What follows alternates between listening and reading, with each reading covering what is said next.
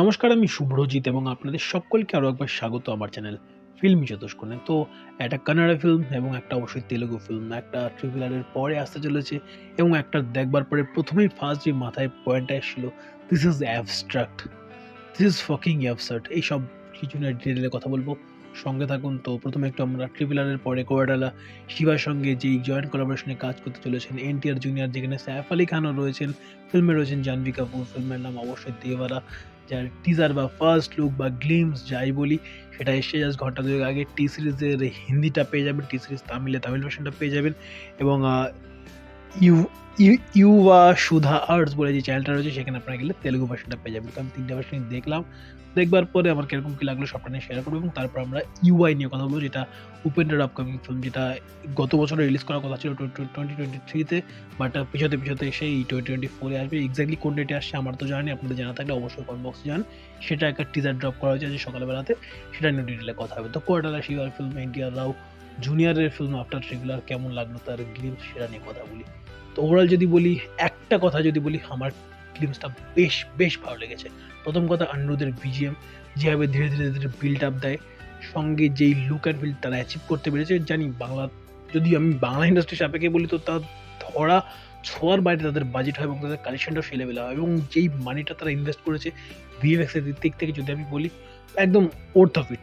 আমার অ্যাটলিস্ট মনে হচ্ছে যে একদম যেটুকু যা ভিএফএক্স যা পার্ট দেখেছি, আন্ডার ওয়াটার শট নেওয়া অ্যান্ড সবই মিলে লুক অ্যান্ড ফিল এবং বিজিএম দিয়ে যে বিল্ড আপটা দিয়েছে বেশ ভালো।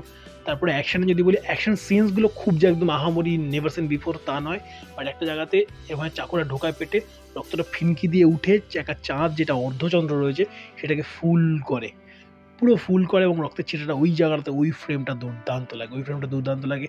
তারপর আসে এসে ধীরে ধোয়ে জলের মধ্যে এবং ওখানে ডায়লগ রয়েছে, ডায়লগটা কিন্তু বেশ ভালো, যে এই সমুদ্র মাছের থেকে অনেক বেশি রক্ত দেখেছে, এই সমুদ্র মাছের থেকে অনেক বেশি দেখেছে তরবারি বা চাকু বা যাই বলি সোর্ড শব্দ তারা ব্যবহার করছে ওখানে, এবং সেই জন্য এই সমুদ্রের নাম লাল সাগর বা রেড সি। তো এটা একটা পিরিয়ড পিস বোঝা যাচ্ছে এবং ডাবল রোল সম্ভবত থাকতে চলেছে তার এখানে।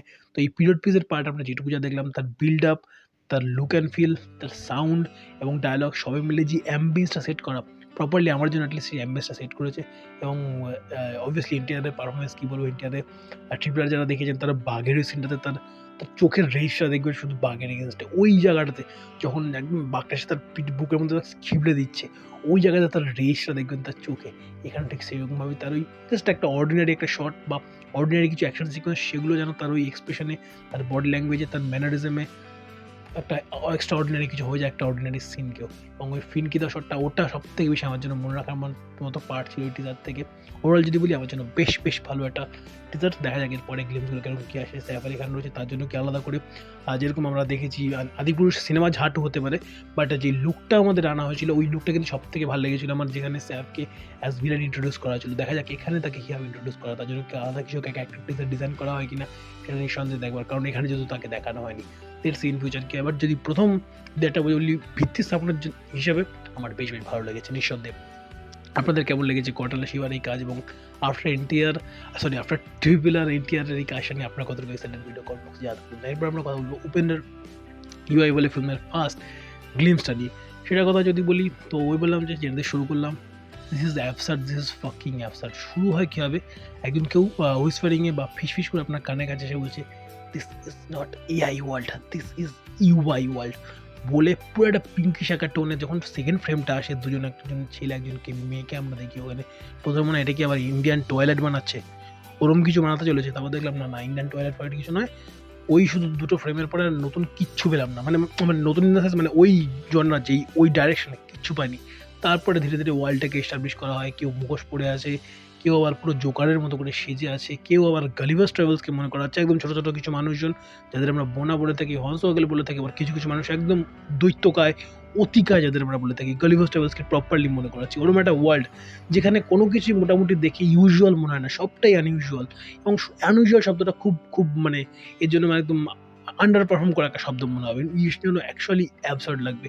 তাদের হাসি, তাদের এক্সপ্রেশন, জেস্চার, একজন মাসিয়া টাইপের কেউ একজন তাদের বাঁচাতে আসছে, তার যে লুক এবং ইউআই শব্দটা ঘোড়ার একটা খুরের মতো এরকম রয়েছে, মাঝখানে জ্বলছে, যেই আইটাকে যেই পোর্শনে রেখেছে সেই পোর্শনটা জ্বলছে এবং আপনি যদি খেয়াল করেন যেটাতে করে মাসিয়া আসছেন বা উপেন্দ্র আসছেন সেই জায়গাতে আপনি যদি একটু দেখুন সে এরকমভাবে বসে আছে, আপনি যদি এরকম পয়েন্ট অফ ভিউ থেকে দেখেন দেখবেন আপনারও তো মনে হবে যে এই শিংটা সেটা ইউ এর মতো শেপওয়ালা, যে সেটা আমার ওয়াইল্ড ইমাজিনেশন হতে পারে। এবং সে যে বসে আছে মানুষটা তাকে যদি দেখেন সে অনেক বেশি রেজ, তার চোখের ইন্টেন্সিটি অনেক বেশি, তাকে মেবি আই মনে হতে পারে। এবং আমরা যে ইউআইটা দেখছি সেখানে ইউটা হালকা একটু জ্বলছে এবং আইটা যেটা আমি বললাম ঘোড়ার খুঁজের মতো যেভাবে লেখা রয়েছে জিনিসটা, আইটা কিন্তু প্রচণ্ডভাবে জ্বলছে। তো এইটাও একটা রেফারেন্স হলেও হতে পারে। এবং ওভারঅল যদি বলি ওয়ার্ল্ডটা আমার বেশ অ্যাবসার্ড লেগেছে, মিউজিকটা বেশ ভালো, যেভাবে ধীরে ধীরে ধীরে ধীরে একবার ঢুকছে ওয়ার্ল্ডের মধ্যে এবং ঢুকে তারপরে যত তাকে তার সামনেই গেল পিছন থেকে শটটা, ওই শটটাতে যেভাবে মিউজিক ব্যবহার করেছে ওভারঅল যদি বলি আমার এর ইউআইটা নিয়েও আমার বেশ এক্সপেকটেশন থাকলো। কানাডা ফিল্মের আগে তারা গরুদা গামানা বিশাখা মারানার মতো ফিল্ম উপহার দিয়েছে আমাদের। টবিও আই থিঙ্ক কানাডায় ছিল, টবি উপহার দিয়েছে। টবিটা যদিও সেই মানের হয়নি লাইক গরুদা গামানা, বিশাখ বাহানা এবং অবশ্যই লাইক কান্তারা, বাট টবিটাও কিন্তু আমার বেশ একটা ঠিকঠাক একটা ফিল্ম লেগেছিল। দেখা যাক কেমন কী হয়। তারপরে এই ফিল্মটা কানাডা ফিল্মে এর আগে আমাদের কিছু অ্যাবসার্ড জিনিস উপহার দিয়েছে যেগুলো কিন্তু অ্যাবসার্ড হওয়ার পরে আমাদের মনে একটা লং ইম্প্যাক্ট রেখে গেছে। দেখা যাক এই উপেন্দ্রর এই আপকামিং ফিল্ম ইউআই সেটা কতদূর করতে সাকসেসফুল হয় কি হয় না, নাকি না ওই একটা জাস্ট ওই তালে একটা ফোর্সে কিছু করে দেবো তারপরে জাস্ট ফ্লোকে হারিয়ে যাবো এরকম কিছু হয়। লেটস সি ইন ফিউচার, সেটা তো অবশ্যই তার ডিটেলে জবাব পাবো। আপনাদের কেমন লেগেছে এই ইউআই এর টিজার এবং অবশ্যই কোয়ার্টালে শিবা বা এনটিআর রাও জুনিয়রের আপকামিং ফিল্ম এই দেওয়ার টিজার অবশ্যই কমেন্ট বক্সে জানাতে ভুলবেন না। ভিডিও ভালো লাগে লাইক করুন, শেয়ার করুন এবং আমি যে মতামতগুলো দিলাম তার সঙ্গে যদি কোনো কাউন্টার মতামত থেকে থাকে তার জন্য অবশ্যই ভিডিও কমেন্ট বক্স ব্যবহার করুন। প্রথমবারের জন্য যদি চ্যানেল থেকে দেখেন চ্যানেলকে সাবস্ক্রাইব করুন, পাশে থাকা নোটিফিকেশনটাতে অল নোটিফিকেশন অন করে আমার চ্যানেলের সঙ্গে থাকতে বলুন না। ভালো থাকুন, ভালো রাখুন এবং অবশ্যই ভালো ভালো কন্টেন্ট দেখতে থাকুন। Bye bye.